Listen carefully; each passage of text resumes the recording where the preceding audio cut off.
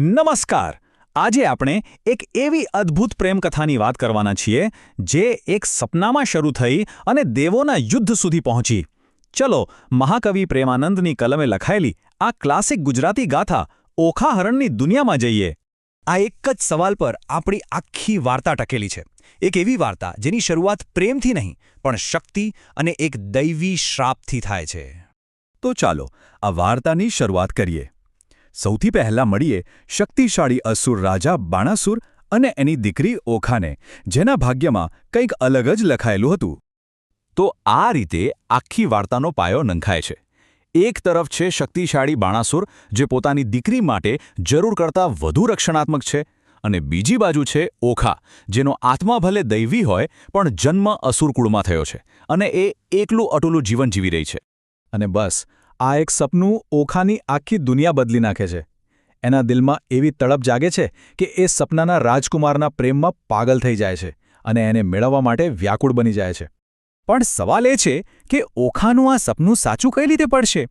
અને અહીં જ વાર્તામાં એન્ટ્રી થાય છે ઓખાની ખાસ સખી ચિત્રલેખાની, જેની પાસે જાદુઈ શક્તિઓ છે અને એ આ અશક્ય લાગતા કામને પાર પાડવાનો નિર્ણય લે છે. જુઓ, ચિત્રલેખાની દોસ્તી અને એની જાદુઈ શક્તિઓ જ આખી વાર્તાનો ટર્નિંગ પોઈન્ટ છે.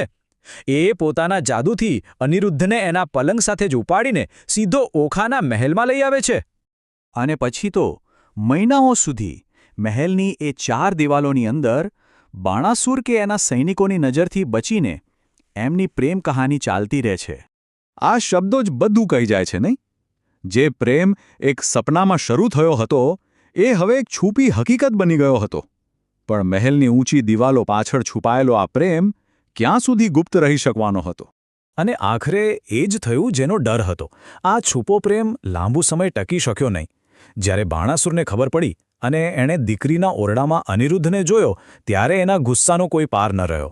અને અહીંથી વાર્તા એકદમ રોમાંચક વળાંક લે છે. આ પ્રેમીનો પકડાય છે, અનિરુદ્ધને કેદ કરવામાં આવે છે અને એક એવા ભયંકર યુદ્ધની તૈયારીઓ શરૂ થાય છે જેની કોઈએ કલ્પના પણ નહોતી કરી. પૂરા 6 મહિના સુધી અનિરુદ્ધ બાણાસુરની કેદમાં રહે છે અને આખરે એના અપહરણના સમાચાર દ્વારકામાં એના પરિવાર સુધી પહોંચી જ જાય છે. હવે આ કોઈ નાની સૂની વાત નહોતી. આ તો બ્રહ્માંડની 2 સૌથી મોટી તાકાતો વચ્ચેના યુદ્ધનું એલાન હતું. અને અહીં જે સ્થિતિ ઊભી થાય છે એને કહેવાય ધર્મસંકટ. એક બાજુ છે ભગવાન શિવ એટલે કે હર, જે પોતાના ભક્ત બાણાસુરને આપેલા વચનથી બંધાયેલા છે, અને બીજી બાજુ છે ભગવાન કૃષ્ણ એટલે કે હરિ, જેમને પોતાના પૌત્રને બચાવવાનો છે. આ યુદ્ધનું પરિણામ શું આવ્યું?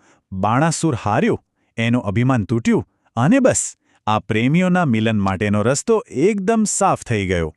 અને આખરે એ ઘડી આવી જાય છે જેની બધા રાહ જોતા હતા.